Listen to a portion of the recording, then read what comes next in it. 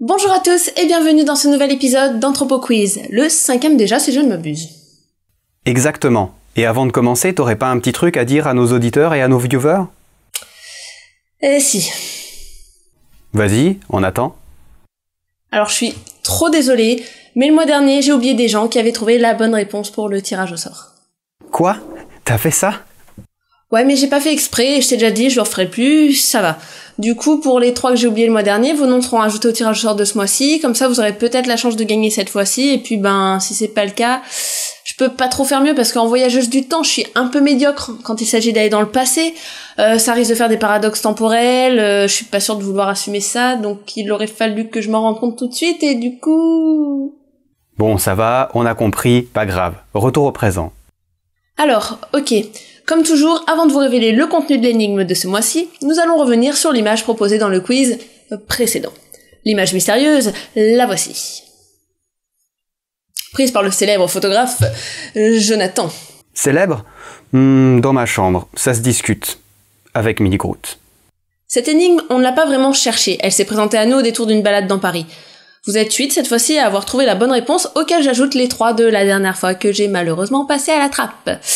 Donc vous serez 11 à vous déchirer pour le bouquin Un ethnologue dans le métro, qui déchire lui aussi. Bref, dis-nous-en un peu plus, Jonathan, comment ces messieurs et dames ont trouvé la réponse à notre quiz?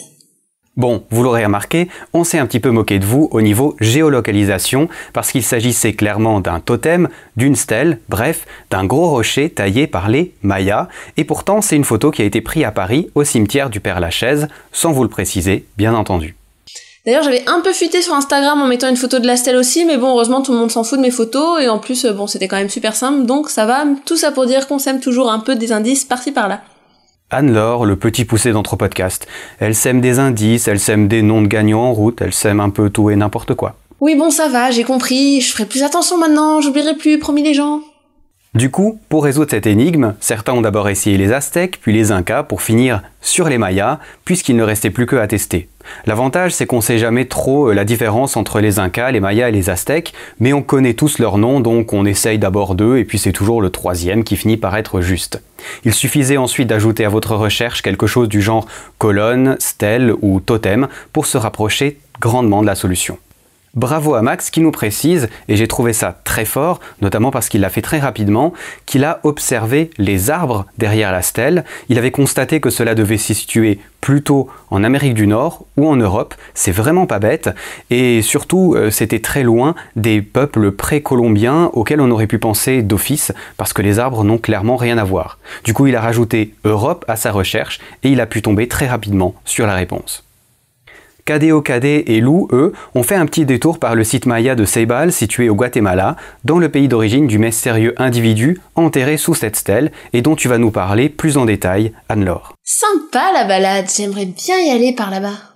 Oui, mais toi, à t'écouter, on devrait aller partout. Et je t'ai déjà dit, on n'a pas les budgets. C'est pas vrai, il y a des endroits où j'ai pas envie d'aller. Ah oui, comme où, par exemple? La Suisse? Non, je rigole, c'est juste pour te vanner. J'aimerais trop aller dans tes montagnes pour skier et manger du chocolat. Bon, restons sérieux encore 2 minutes, si tu le veux bien. Alors pourquoi 2 de nos auditeurs se seront trouvés sur le site de Ceibal? Eh bien, c'est pas du tout un hors-sujet, au contraire. En effet, la stèle que nous avons photographiée à Paris est une reproduction d'une stèle datant du 9e siècle, se trouvant sur le site de Ceibal. Lou nous précise qu'elle se trouve à l'intersection de 2 routes et elle fait partie d'un ensemble de 57 stèles du même style. Et pour ceux qui connaissent ou que ça intéresse, le style de ces stèles est similaire à ce que l'on peut trouver sur le site de Chichen Itza, qui est plus grand et plus connu que celui de Ceibal.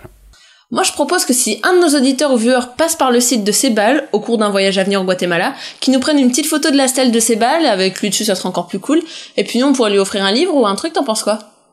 Pourquoi pas, allons-y, avis aux voyageurs, ceci est pour vous. En tout cas, félicitations à tous les participants de cet Anthropo Quiz que l'on va départager par tirage au sort pour faire preuve d'un petit peu de justice et réparer les bêtises d'Anne-Laure. Bon ça va, on va pas en faire une histoire pendant 30 épisodes, si? Ça va, n'en parlons plus, c'est de l'histoire ancienne. Dis-nous plutôt qui était l'homme pour qui on a reproduit une stèle Maya au cimetière du Père-Lachaise. Ça devait être quelqu'un d'important, j'imagine, sinon on n'aurait pas fait ça pour lui, puis déjà pour être enterré là-bas en plus. L'homme en question s'appelle Miguel Ángel Asturias. Rien que son nom, moi je suis fan, désolé, mais tous les gens qui ont Angel Michael dans leur prénom, quelle que soit la langue, quoique je sais pas ce que ça donne en allemand. Bref, j'adore, et je m'éparpille. Donc, Miguel Ángel Asturias est né le 19 octobre de l'année 1899 à Guatemala City.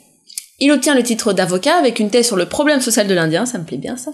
Et quelques années plus tard, son intérêt pour les sociétés précolombiennes l'amène à venir étudier l'anthropologie à la Sorbonne de Paris, où il devient élève de Georges Reynaud, lui aussi passionné par ses cultures anciennes et cette partie du monde.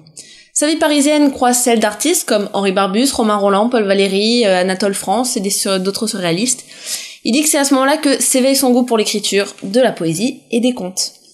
Durant le reste de sa vie, il sera à la fois écrivain, poète, attaché culturel, député, diplomate, ambassadeur, et ça tour en Espagne, au Mexique, en France, en Argentine, à Sénador, et traduira même des textes anciens mayas.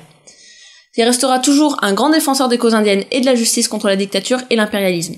C'est un poète tellurique et écrivain engagé du réalisme magique qui dans ses mots retransmet la tradition indienne, la nature, mais le surréalisme qui l'inspire et les luttes sociales qui le touchent au cœur. Il gagna un prix Nobel de la paix en 1966 et un prix Nobel de littérature l'année suivante pour Les yeux des enterrés, un véritable appel à la lutte sociale et à la grève pour que les gens récupèrent les terres qui leur ont été volées. Il quitte cette vie en 1974 et sera donc enterré au cimetière du Père-Lachaise où on mettra cette stèle maya en hommage à la relation privilégiée qu'il entretenait avec cette culture. On peut lire un petit extrait de ses vers, voilà. On t'a découvert derrière ton ombre avec dans le dos le soleil couchant, et ta déroute, c'est cela. Si le soleil est sur ton cœur, s'il dort tes pieds et ta tête, les hommes ne peuvent te vaincre, ni les dieux, ni les éléments. Tu viens sur Anthropoquiz pour nous lire de la poésie ? Ok, pourquoi pas. T'as fini ? Autre chose à rajouter ? Bon, ça va, j'arrête. Mais moi, je l'aime bien, ce mec-là. J'avoue, je le connaissais pas avant, mais je crois que j'ai des affinités avec lui. Je vais sûrement aller me chercher à la bibliothèque son bouquin Légende du Guatemala sous peu, je crois. Et puis, si tu veux pas que je te récite de la poésie, je suis sûre que mon chat sera meilleur public que toi. Bon, du coup, Jonathan, on est prêt pour le tirage au sort ? Bon, la main innocente de Julie est perdue dans les montagnes, donc on va devoir se contenter de ma main à moi. Je sais pas trop ce que ça va donner au niveau innocence, mais je pense que ça va le faire. Ben, de toute façon, je te dirais qu'on n'a pas trop le choix. Vas-y, ma innocente. Je mets le petit papier, je mon verre magique, la main qui décide. Le gagnant est donc cette fois-ci Max de Parlons Balado. Félicitations à toi Max, tu viens de gagner un ethnologue et dans le métro de Marc Auger. Je t'enverrai ça dès que possible. Il faut savoir que Max fait un podcast qui s'appelle Parlons Balado, duquel je suis fan, je l'écoute vraiment tout le temps. N'hésitez pas à le suivre, il y aura un petit lien juste en dessous si vous voulez le suivre. N'hésite pas à nous faire un retour sur ta lecture. Ce qui est intéressant, c'est que tu viens de Montréal, ou en tout cas tu habites à Montréal actuellement. Il y a aussi un métro à Montréal. À mon avis, ça doit être intéressant d'avoir ton retour sur la lecture un petit peu comparative avec le métro parisien, sans en faire des tonnes, hein, mais ça nous intéresserait assez de savoir ce que t'en penses. Bon, et du coup, le quiz de ce mois alors, qu'est-ce que tu nous as préparé ? Alors on reste sur une image pour ce mois de juin, mais on monte un peu la difficulté, bon pas des masses, hein, vous inquiétez pas. Vous êtes prêts ? L'énigme, la voici. Haha, énigmatique, n'est-ce pas ?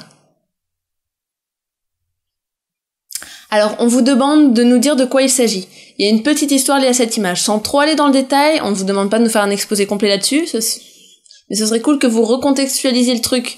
Alors, quand, où, par qui, pourquoi. Qu'est-ce qu'on vous propose comme bouquin à gagner ce mois-ci ? Je me suis dit que La Société contre l'État de Pierre Clast pourrait être pas mal. Ce sera donc le lot à remporter pour ce mois-ci. On vous laisse chercher et on revient le mois prochain avec la réponse. Puis Jonathan, je te laisse la parole, si tu as quelque chose à rajouter. Qu'est-ce que j'ai ajouté ? Ben pas grand-chose de spécial, à part que tout le monde peut gagner. Comme vous l'avez vu, hein, quelques recherches sur Google, un petit peu d'intelligence, d'observation, comme ça va certainement vous faire réussir à trouver quelle est la réponse. N'hésitez pas à nous envoyer vos réponses sur Twitter à @Anthropodcast, sur Facebook via Anthropodcast, le groupe Facebook.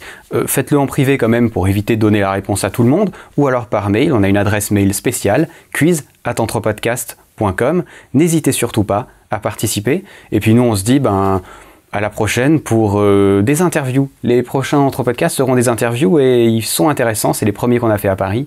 Ça devrait vous plaire. Et puis dans un mois, pour un nouvel épisode d'Anthropod Quiz. À la prochaine! Allez, salut! Vous avez aimé la vidéo ? Alors n'oubliez pas de faire un petit like et de la partager. Vous avez une question, un truc que vous n'avez pas compris? Posez votre question dans les commentaires, on y répondra. Vous en voulez plus? Alors abonnez-vous, regardez nos autres vidéos, vous en avez une par là. Une autre par là. Merci.